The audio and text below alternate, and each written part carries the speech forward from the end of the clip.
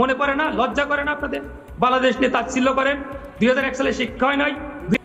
নমস্কার, আমি গর্বিত যে আমার বাংলাদেশে জন্ম হয়েছে এবং বাংলাদেশের বর্ডার গার্ড নিয়ে আমি সম্পূর্ণভাবে গর্বিত এবং আমি এই দেশকে ভালোবাসি। এই দেশের জন্ম আমার শত জন্মের কর্মের ফলে হয়েছে। কারণ বাংলাদেশের মতো একটা শক্তিশালী জন্মগ্রহণ করা একটা ভাগ্যের ব্যাপার, ভারতের মতো একটা দুর্বল দেশে জন্মগ্রহণ করা অন্য ব্যাপার।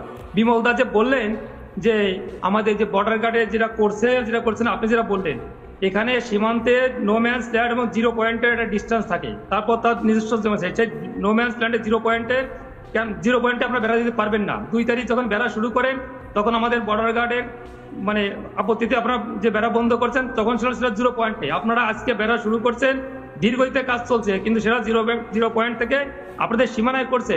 আপনাদের সীমানায় বেড়া দেবেন না, কুকুর কাটবেন না, গাছ লাগাবেন, এতে বাংলাদেশে কিছু আসে যায় না। আর বাংলাদেশ নিয়ে আমি যেভাবে বললেন দুর্বল, সরিষা খেতে ট্যাঙ্ক দিয়ে করে, একবারও বলবেন না। আপনার বয়স কত আমি জানি না। আপনি 2001 সালে আপনার বয়স কত ছিল? 2001 সালে আপনার উস্কানি দিয়েছিলেন সীমান্তে।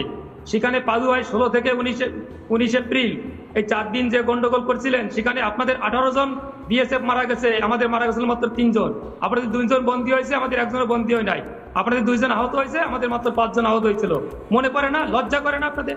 বাংলাদেশ নিয়ে তাচ্ছিল্য করেন। 2001 সালে শিক্ষা হয় নাই।